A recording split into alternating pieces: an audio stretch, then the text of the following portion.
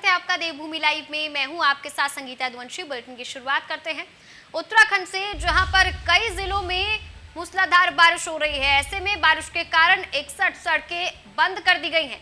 अगले 3 दिनों तक मौसम विभाग ने अलर्ट जारी कर दिया है। बारिश के कारण लोगों का आवागमन बाधित हो रहा है। जिस तरीके से मौसम का मिजाज बदलता हुआ नजर आया है, हालांकि मौसम विभाग ने पहले भी चेतावनी जारी कर दी थी कि आने वाले समय में भारी बारिश की आशंका है। ऐसे में उन्होंने जितने भी पर्यटक स्थल हैं वहां पर जाने के लिए सभी सुरक्षा इंतजाम को लेकर के कहा था। और ऐसे में उत्तराखंड के अब कई जिलों में भारी बारिश देखने को मिल रही है, जिसके कारण 61 सड़कें बंद कर दी गई हैं। तो वहीं अगले 3 दिनों तक मौसम विभाग ने अलर्ट भी जारी कर दिया गया है। तो वहीं पिथौरागढ़, नैनीताल में जिस तरीके से बीते दिन भारी बारिश देखने को मिली है, इसको देखते हुए पर्यटकों को खास तरीके से हिदायत दी जा रही है। अगर आप इन 2 जिलों में आने वाले समय में जाना चाहते हैं तो उसके लिए पुख्ता इंतजाम होने चाहिए, अपने बचाव के लिए इंतजाम होने चाहिए। मौसम का मिजाज बदला है और ऐसे में मानसून ने दस्तक तो दे दी है, लेकिन अगले आने वाले 3 दिनों तक मौसम विभाग ने अलर्ट भी जारी कर दिया है। बारिश के कारण जो आवागमन की स्थिति है वो बाधित हो रही है। उत्तराखंड के कई जिलों में भारी बारिश देखने को मिली है। भारी बारिश के चलते 61 सड़कों को बंद कर दिया गया है, यातायात प्रभावित है। और इसके साथ ही ये जानकारी उत्तराखंड से आप तक पहुंचा रहे हैं कि क्या कुछ वहां पर मौसम विभाग की तरफ से जानकारी साझा की जा रही है, क्या कुछ मौसम को लेकर के स्थिति बनी हुई है वहां पर। अगले 3 दिनों तक मौसम विभाग का अलर्ट जारी रहेगा। तो वहीं हरिद्वार के पर्यावरण प्रेमी और समाज सेवी हरमीत इंदौरिया पर जानलेवा हमला कर 1 महीना बीत चुका है, लेकिन अभी तक आरोपी गिरफ्तार नहीं किए गए, जिससे परेशान होकर पीड़ित हरमीत इंदौरिया ने राष्ट्रपति से इच्छा मृत्यु की गुहार लगाई है। आपको बता दें कि आरोपी वंदना गुप्ता, आशु शर्मा और संचित ग्रोवर पर जब से मुकदमा दर्ज हुआ है वे तभी से फरार है। तो वहीं पुलिस का कहना है कि मुकदमा दर्ज कर लिया गया है और जांच चल रही है। जल्द ही जांच के बाद आरोपियों की गिरफ्तारी कर ली जाएगी। दरअसल हरमीत इंदौरिया और वंदना गुप्ता के बीच का विवाद बहुत पुराना है। हमारे गुरुजी ने आपसे बताया कि मेरे गुरुजी हैं योगेंद्र पाल राठौड़ जी, जो हमारे साथ, हमारी संस्था के साथ मिलकर सौंदर्यीकरण का कुछ कार्य हम एक जगह कर रहे थे सिंहद्वार के नीचे। तो वहाँ कुछ लोग उपस्थित होते हैं और उसमें वहाँ उनके साथ इन्हीं बातों को लेकर मारपीट करने लगते हैं। तो हम उसके चश्मदीद गवाह हैं, इसलिए हमसे रंजिश रखकर ये पूरा षड्यंत्र हमारे ऊपर रचा गया है और जिसमें हमें जान से मारने की भी कोशिश है। इसमें शिकायत करता है हरमीत इंदौरिया। इनके द्वारा एक प्रार्थना पत्र दिया गया था, जिसकी जांच सीओ सदर मैम के द्वारा किया गया था। जांच में के बाद मुकदमा पंजीकृत करने का रिकमेंडेशन किया था, जिसमें कनखल थाने में एक मुकदमा पंजीकृत किया गया है, जिसकी विवेचना क्षेत्राधिकारी रुड़की द्वारा की जा रही है। अब आगे क्या कार्रवाई की जाएगी? चूँकि विवेचना क्षेत्राधिकारी रुड़की के द्वारा की जा रही है, तो उसमें जिस तरीके से भी तथ्य प्रकाश में आएंगे उसी के अनुसार अग्रिम कार्रवाई अमल में लाई जाएगी। में एक मुकदमा दर्ज हुआ है और उसमें बनाम वंदना गुप्ता आदि है। उसमें जो है अभी इन्वेस्टिगेशन चल रही है। पहले हरिद्वार से हो रही थी, अभी यहाँ से हो रही है, पुलिस द्वारा की। सर, कब तक गिरफ्तारी इसमें हो पाएगी? गिरफ्तारी की तो अभी इन्वेस्टिगेशन चल रही है। ये चीज़ें तो इन्वेस्टिगेशन बाधित है। ठीक है। तो वहीं ड्राई एरिया होने के बावजूद धर्मनगरी हरिद्वार में शराब, स्मैक जैसे नशे के मामले लगातार सामने आते रहते हैं। हमारा संकल्प नशा मुक्ति हरिद्वार संस्था से जुड़े युवकों ने हर की पैड़ी और ब्रह्मकुंड में संकल्प लिया कि वो हरिद्वार को नशा मुक्त करके ही दम लेंगे। इस दौरान गंगा से कामना भी की गई कि गंगा शासन प्रशासन को भी सद्बुद्धि दे, इस बुराई को जड़ से मिटाने की दिशा में काम करे। संस्था से जुड़े युवक याज्ञिक वर्मा ने कहा कि हरिद्वार की युवा पीढ़ी नशे की लत में अपना भविष्य खराब करती जा रही है। कहीं ना कहीं शासन प्रशासन की लापरवाही भी इसका एक बड़ा कारण है। उन्होंने गंगा से कामना की है कि गंगा उनके हरिद्वार को नशा मुक्त करे और इस पावन तीर्थ की मर्यादा को बनाए रखे।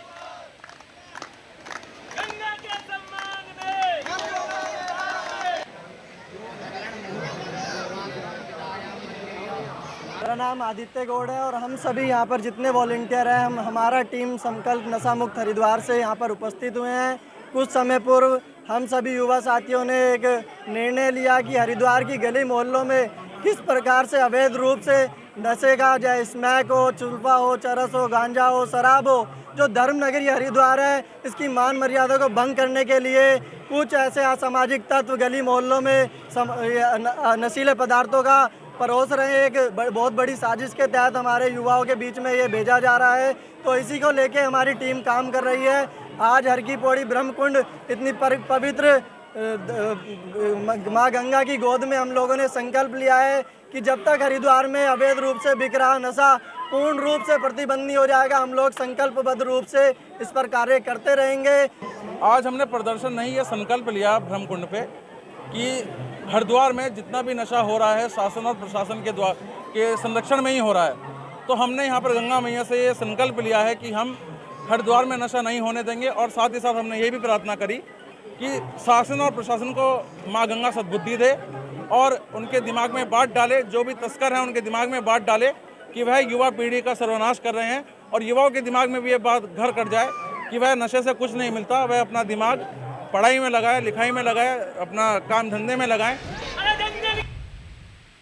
वहीं काशीपुर ट्रांसपोर्ट वेलफेयर समिति के संरक्षक और कोलकाता ट्रांसपोर्ट के स्वामी सतनाम सिंह ने अपना दुख दर्द बयां करते हुए कहा कि ट्रांसपोर्ट का काम इस समय पूरे तरीके से ठप हो चुका है। सरकार दिन पर दिन डीजल के रेट में बढ़ोतरी कर रही है और भाड़े का रेट जस का तस है। उन्होंने कहा कि अगर फैक्ट्री मालिकों से भाड़ा बढ़ाने के लिए वार्ता की जाती है तो उनका साफ तौर पर कहना है कि वो रेट नहीं बढ़ा सकते। उन्होंने ये भी कहा कि नेपाल में गाड़ियां 54 रुपए प्रति लीटर डीजल डलवाती हैं, जबकि यहाँ 90+ डीजल का रेट हो गया है। उन्होंने ये भी कहा कि डीजल के रेट कम हो और जीएसटी के दायरे में रखा जाए।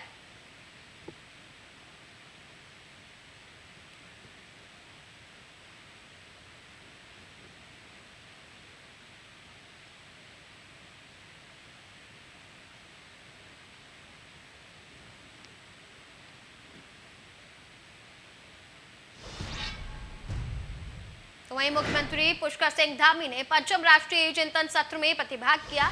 इस वर्चुअल चिंतन सत्र में विदेश मंत्री डॉक्टर एस जयशंकर ने हमारी विदेश नीति और उपलब्धियों विषय पर संबोधित किया। विदेश मंत्री डॉक्टर एस जयशंकर ने पिछले वर्षों में भारतीय विदेश नीति में आए बदलावों और इसके प्रभाव की जानकारी देते हुए बताया कि प्रधानमंत्री नरेंद्र मोदी के नेतृत्व में दुनिया ने भारत की क्षमताओं को पहचाना है और माना भी है। भारत की छवि अब केवल मार्केट ही नहीं बल्कि सशक्त राष्ट्र की बनी है, जो कि न केवल स्वाभिमान के साथ अपनी सुरक्षा में सक्षम है बल्कि अन्य देशों की मदद के लिए भी तत्पर है। बड़े देशों के साथ समानता के आधार पर साझेदारी बनी है। दुनिया ने नए भारत की नई डिप्लोमेसी देखी है।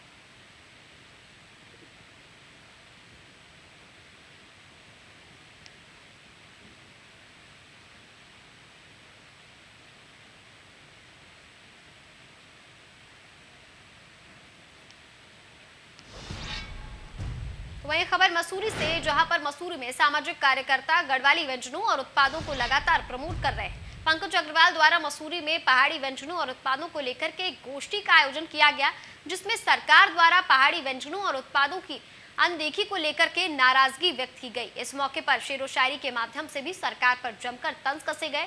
बता दें कि पंकज अग्रवाल द्वारा लगातार पिछले कई सालों से उत्तराखंड के पहाड़ी व्यंजनों और उत्पादों को लेकर के लोगों में जागरूकता के साथ देश विदेश से मसूरी आने वाले लोगों को परोसने का काम भी किया जा रहा है।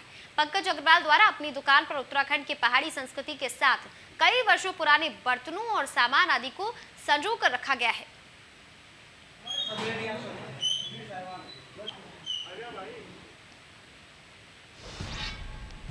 मुख्यमंत्री पुष्कर सिंह धामी 19 जुलाई को केदारनाथ दौरे पर जाएंगे। मुख्यमंत्री के साथ प्रभारी मंत्री और सचिव भी मौजूद रहेंगे। इस दौरान मुख्यमंत्री केदारनाथ में चल रहे विकास कार्यों की समीक्षा बैठक करेंगे। उनके दौरे को लेकर के मुख्यालय से लेकर जनपद के अधिकारी मुस्तैद हो गए हैं। मुख्यमंत्री बनने के बाद धामी पहली बार केदारनाथ दौरे पर जाएंगे। मुख्यमंत्री धामी सोमवार सुबह 8 बजे देहरादून से प्रस्थान करेंगे। 8:45 पर केदारनाथ हेलीपैड पहुंचेंगे, जहां से पैदल स्वर्ग रोहिणी जाएंगे और फिर 9:45 से 11 बजे तक केदारनाथ पुनर्निर्माण कार्यों और यात्रा व्यवस्थाओं का निरीक्षण करेंगे। इसके बाद 11 बजे केदारनाथ से खेल मैदान और अगस्त मुनि हेलीपैड पहुंचेंगे। इस दौरान सीएम तिलवाड़ा में विकास योजनाओं का शिलान्यास और लोकार्पण भी करेंगे। इसके बाद सीएम लाभार्थियों को सांकेतिक तौर पर लाभ वितरण के साथ विकास योजनाओं की जानकारी देंगे। पुष्कर सिंह धामी के दौरे को लेकर के क्या कुछ तमाम अपडेट है वो आप तक पहुंचा रहे हैं। ऐसे में वहां पर वो विकास कार्यों का जायजा लेंगे। तो वहीं नैनीताल में प्रवेश करने के लिए अब पर्यटकों को आने से 72 घंटे पहले की कोविड-19 रिपोर्ट और होटल की बुकिंग दिखाना अनिवार्य कर दिया गया है। हल्द्वानी नैनीताल नेशनल हाईवे पर सिटी पेट्रोल यूनिट की टीम बाहरी राज्यों से आने वाले वाहनों की जांच कर रही है। रोज करीब 70 से 75 वाहनों को आरटीपीसीआर और होटल की बुकिंग न होने से लौटाया जा रहा है। आरटीपीसीआर और होटल बुकिंग पर्यटकों के पास नहीं होगी तो हल्द्वानी नैनीताल हाईवे पर हो रही चेकिंग के बाद पर्यटकों को वापस लौटा दिया जाएगा। नैनीताल की तरफ जाने वाली गाड़ियों पर नीले रंग का स्टिकर लगाया जा रहा है, जिससे ये कंफर्म हो जाएगा कि इस गाड़ी को नैनीताल ही जाना है। कोरोना की तीसरी लहर को देखते हुए अब सख्ती बढ़ा दी गई है नैनीताल में और ऐसे में प्रशासन पूरी तरीके से अलर्ट हो गया है। जिस तरीके से आने वाले लोगों की जो भी पर्यटक हैं उनकी 72 घंटे पहले की कोविड नेगेटिव रिपोर्ट और होटल की बुकिंग दिखाना अब उन्हें अनिवार्य हो गया है। इसके साथ ही अगर वो नैनीताल भीमताल से आ रहे हैं या फिर वहां की तरफ जा रहे हैं तो उनकी गाड़ी में एक नीले रंग का स्टिकर लगाया जाएगा, जिससे ये पुष्टि हो पाएगी कि ये जो गाड़ी जा रही है उनकी आरटीपीसीआर रिपोर्ट भी है और इसके साथ ही होटल बुकिंग के जो। तो वहीं उत्तराखंड के रुद्रपुर में रहने वाले पैरा बैडमिंटन खिलाड़ी मनोज सरकार उसमें प्रतिभाग करने के लिए चुने गए हैं। मनोज इस खेल में शामिल होने वाले राज्य के पहले खिलाड़ी बन गए हैं। टोक्यो ओलंपिक में मनोज सर की SL3 एकल पैरा बैडमिंटन प्रतियोगिता में उत्तराखंड की एक गौरव की बात है, जहां पर उन्होंने इसके लिए क्वालिफाई कर ली। एकल कैटेगरी में अब खेलने हैं। जिस तरीके से उनकी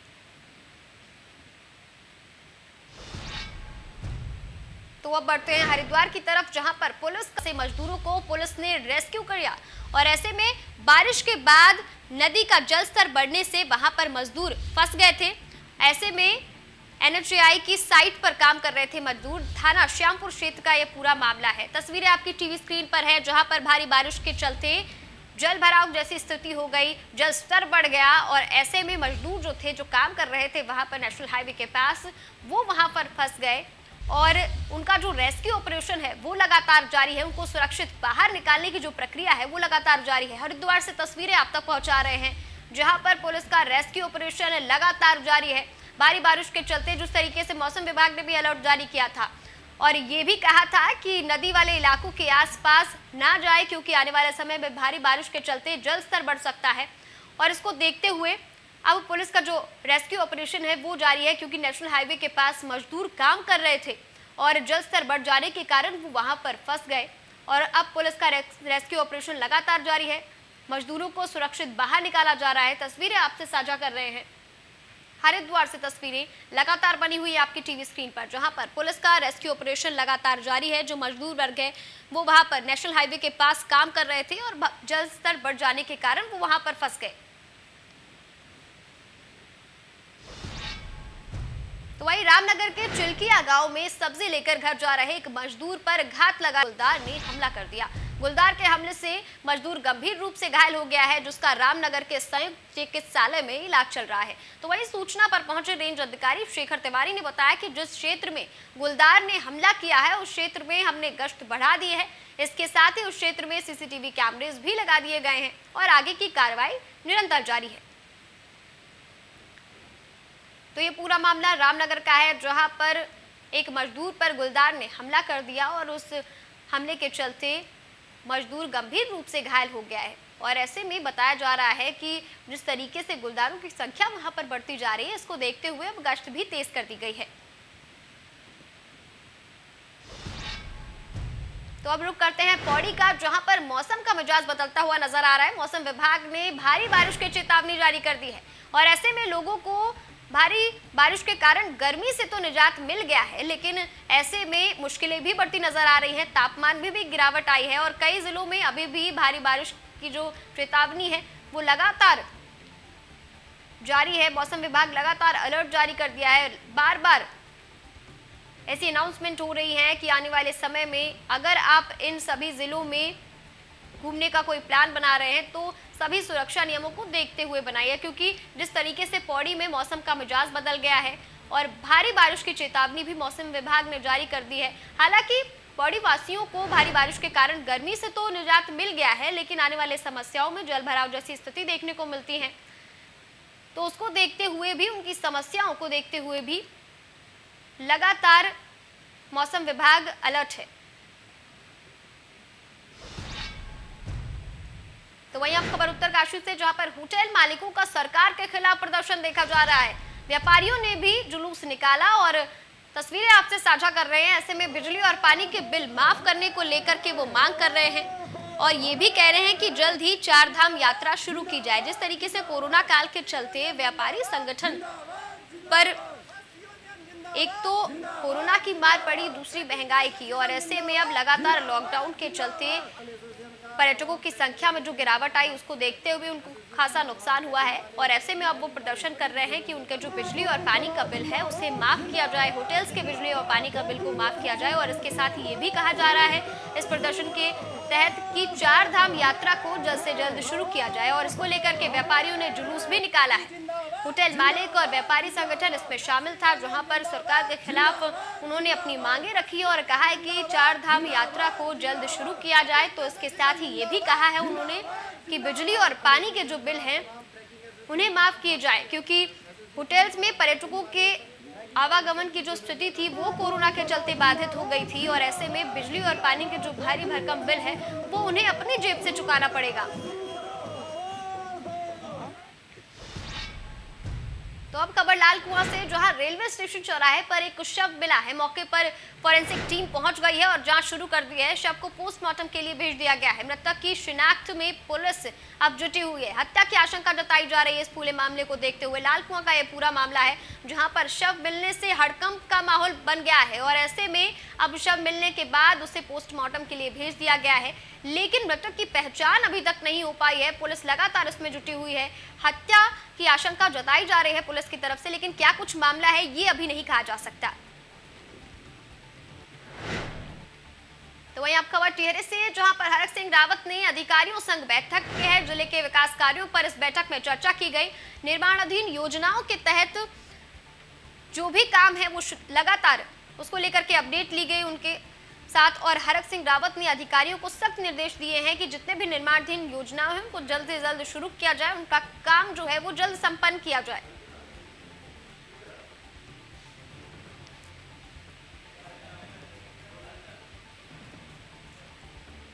बड़ी जानकारी आप तक पहुंचा रहे हैं, जहां पर टिहरी में विकास कार्यों को लेकर के हरक सिंह रावत ने एक बैठक की, जिसमें चर्चा की गई जो भी निर्माणाधीन कार्य है उनको जल्द से जल्द शुरू किया जाए और समय रहते खत्म भी किया जाए। तो वहीं मसूरी उप जिला चिकित्सालय के चतुर्थ श्रेणी राज्य कर्मचारियों ने अस्पताल के परिसर में सरकार के खिलाफ काली पट्टी बांधकर प्रदर्शन किया है। उन्होंने बताया कि सरकार द्वारा लगातार चतुर्थ श्रेणी राज्य कर्मचारी की अनदेखी कर रही है। पिछले कई समय से विभिन्न मांगों को लेकर के राज्य कर्मचारी आंदोलन कर रहे हैं, लेकिन सरकार उनकी सुन नहीं रही है, जिसको लेकर के चतुर्थ श्रेणी राज्य कर्मचारी संघ द्वारा रणनीति के तहत सरकार के खिलाफ 14 जुलाई से 20 जुलाई तक ये आंदोलन चलाया जा रहा है।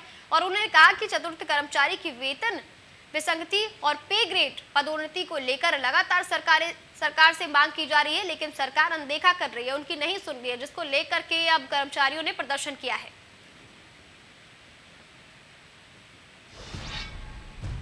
तो फिलहाल के लिए देवभूमि लाइव में इतना ही, लेकिन प्रदेश से जुड़ी तमाम बड़ी खबरों के लिए बने रहिए हमारे साथ। देखते रहिए इंडिया न्यूज उत्तर प्रदेश उत्तराखंड।